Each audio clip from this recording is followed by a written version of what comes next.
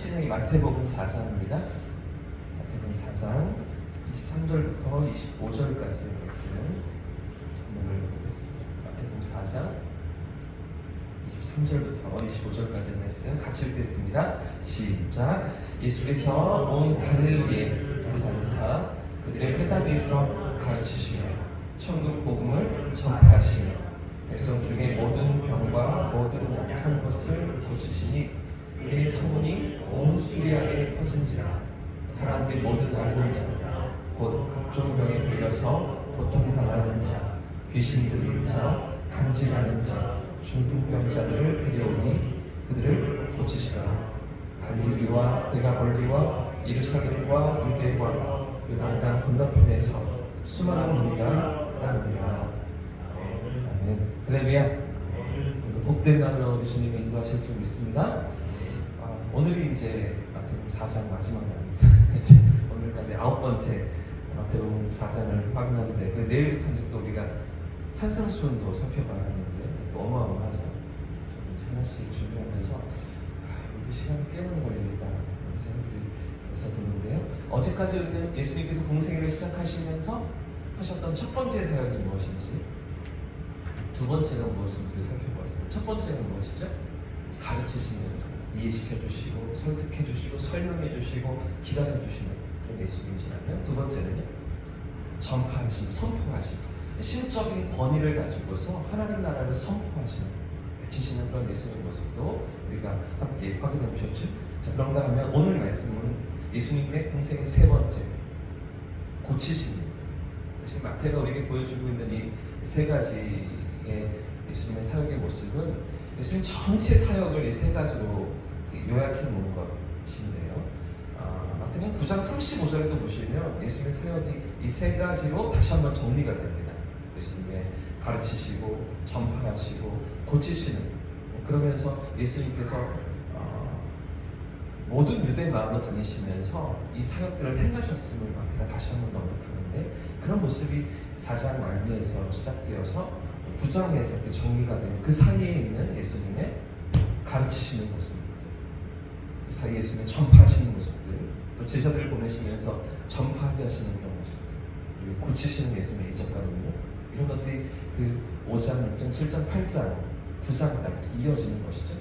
우리가 성경을 마태복음 보실 때, 읽으실 때 이런 부분들을 확인해 보시면, 이거는 가르치시는구나, 이거는 전파하시는 예수님의 모습이구나, 이건 고치시는 예수님의 모습이구나, 이런 것들을 확인할 수 있도록 마태가 이렇게 가르쳐주고 있는 것들을 확인해 볼 수가 있는 것 같습니다. 여러분 그거 아십니까? 사복음서에 나타난 예수님의 사역들 가운데 5분의 1이 이 고치시는 예수님의 장면들입니다. 그러니까 마태와 마가, 누가, 요한이 기록하고 있는 예수님의 여러 사건들 가운데 5분의 1가량이 예수님의 치유하시고 고치시는 그런 장면들인 것이죠. 이 복음서에만 예수님의 치유 사건이 72번이 기록되어져 있습니다. 그러니까 사도행전에 가면 이제 사도들이 초대교회가 행하는 또 집사님들이 행하는 그런 이적들이 나타나지만, 또 빼놓고 예수님의 이적은 72번이고요. 그 중에 27번은 한 개인의 삶에, 한 영혼에게 집중하시면서 그 영혼을 고치시는 그런 장면들을 복음서가 우리에게 말해주고 있는 것이죠. 우리가 차례차례 살펴보겠지만, 이제 마태복음 5장부터 7장까지 예수님의 어떤 사역에? 가르치시는 사역이죠. 첫 번째 가르치시는 사역이 산 위에 올라가셔서 5장부터 7장까지 가르치시고요. 8장, 9장 말씀해 보시면 예수님이 고치시는 장면이 아주 상세하게 자세하게 여러 사건들이 기록됩니다. 마태복음 8장과 9장 거의 대부분은 예수님의 치유 사건인데요. 예를 들면 나병 환자를 고치십니다. 백부장의 하인을 고치십니다. 베드로의 장모도 고치십니다. 귀신 들린 자, 병든 자, 중풍병자, 혈루증을 앓던 여인, 소경, 말 못하는 사람 등등 여러 사람들 고치시는 장면이 8장과 9장에 이어지는 것이죠. 여러분 지금 성경이 우리에게 무엇을 말해주고 있습니까? 우리 주님의 사역이, 주님의 관심이 구약의 성취이기도 했지만, 하나님 나라의 선포이기도 했지만, 그러나 또 하나 우리의 관심, 우리 주님의 관심이 무엇이라고 성경이 말하고 있는 것입니까? 사람들의 병을 고치시는 것, 사람들의 질병을 고쳐주시는 것, 이게 우리 주님의 중요한 관심 중에 하나였다는 것이죠. 온갖 질병으로 괴로워하고 죄와 사망의 권세 아래 신음하는 고통하는 그런 인생들을 치유하시는 일이 예수님의 아주 중요한 사역 가운데 하나였다는 것입니다. 여러분, 그렇기 때문에 우리 주님이 전하신 복음, 우리 주님이 지금 전하고 계시는 이 복음이 어디로부터 어디까지 이르는 것이죠? 우리 영혼의 문제로부터 우리 삶의 실존적인 문제까지, 그러니까 우리 삶의 모든 영역, 우리 삶의 전 영역을 다루시고 고치시고 새롭게 하기를 원하시는 우리 주님이시라는 것입니다. 다시 말하면 우리 주님의 복음은, 예수님께서 선포하셨던 복음은 전인적인 복음이었다는 것입니다. 그래서 우리 기독교의 이 복음은요, 불교나 힌두교에서 얘기하는 것처럼 내세만을 이야기하지 않습니다. 다음 세상만을 이야기하면서 현재의 삶은 덧없다, 의미 없다 이렇게 말하지 않습니다. 우리 기독교는 또 도교나 유교처럼 현세만을 이야기하고 내세는 알 수가 없다 이렇게 말하는 것도 아닙니다. 분명히 주님은 장차 누리게 될 하나님의 나라를 이야기하시면서도 오늘 이 땅을 살아가는 우리 삶의 문제를 다루시고 고치시며 치유하시기를 원하셨던 주님이신 것이죠. 마태가 보여주고 있는 것처럼 예수님 사역의 아주 중요한 하나의 중심이 이 고치심, 치유하심이었다는 것입니다. 이 땅을 살아가는 인생들의 그 모든 아픔과 눈물과 괴로움을 다루시면서 그것들을 고치기 원하시는 우리 예수님이셨다는 것이죠. 자, 그래서 오늘 본문 23절 말씀, 자, 마지막 부분에도 보시면 23절 끝부분에 백성 중에 어떤 병을 우리 주님이 고치십니까? 어떤 병에? 백성 중에 모든 병을 고치십니다. 모든 병. 그렇죠? 그리고 또 어떤 약한 것들을 고치십니까? 어떤 약한 것들이요?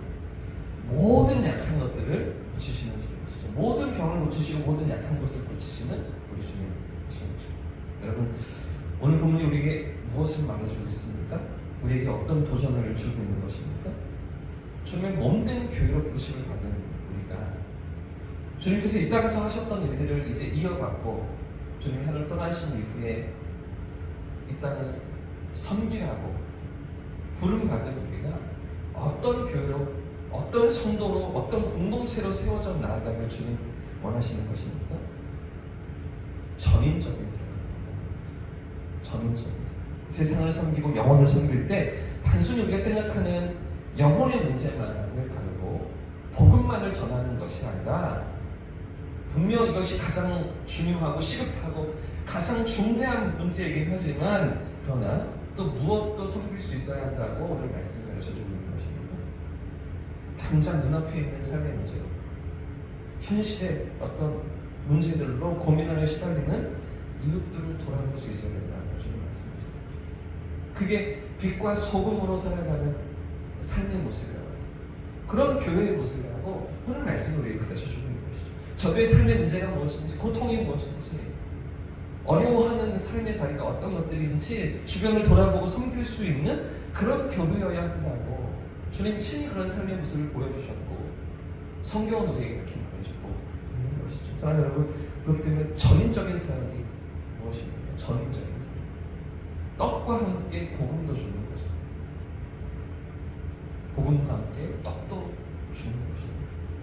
물론 육신적인 필요, 이것도 우리가 공감하면서 그 배고파하는 사람들에게 떡도 주고요, 또 외로워하는 사람들에게 친구가 되어주고 삶에 지치고 병든 사람들에게도 찾아가 사랑을 나눌 수 있는 그런 성경의 교회 안에 있어야 하고요. 뿐만 아니라 이 떡과 함께 하나님을 알지도 못하고 영원한 세계를 인식도 못하는 영혼의 깊은 점에 빠져있는 인생들을 복음으로 깨우는 이 떡과 복음을 함께 줄 수 있는 그런 교회여야 한다고 좀 말씀하시는 것입니다. 그래서 여러분, 예수님께서 사람들을 섬기셨던 모습을 한번 생각해 보십시오. 5병이어로 5,000명을 먹이실 때, 7병이어로 4,000명을 먹이실 때 예수님께서 무엇을 바라보셨다고 성경이 기록할까요? 마태복음 14장에 보시면 똑같은 사건을 마가복음 6장에 기록하고 있는 사건을 보시면 예수님께서 자신을 따르는 큰 무리를 보시고 우리에게 말씀을 가르치시는데, 그런데 또한 그 무리를 바라보시면 불쌍히 여기셨다. 불쌍히 여기셨다. 불쌍히 여기셨다. 민망히 여기셨다. 라고 이렇게 기록할 때 이 불쌍히 여기심은 그저 죄 문제만 다루는 것이 아니죠. 그들의 배고픔의 문제, 이 땅에서의 어떤 삶의 고통의 문제, 질병의 문제, 삶의 짓눌린 문제, 그런 것들을 다 다루시면서 불쌍히 여기시고 그 인생들을 새롭게 하기 원하셨던 우리 주님이신 것입니다. 사랑하는 여러분, 그렇기 때문에 오늘 이 땅에 주님의 몸으로 어리신 주님을 모시고 살아가는 교회로 부름받은 우리 교회가 어떤 사역들을 감당해야 하는 것입니다. 어떤 교회로서 세상을 섬길 수 있어야 하는 것입니다.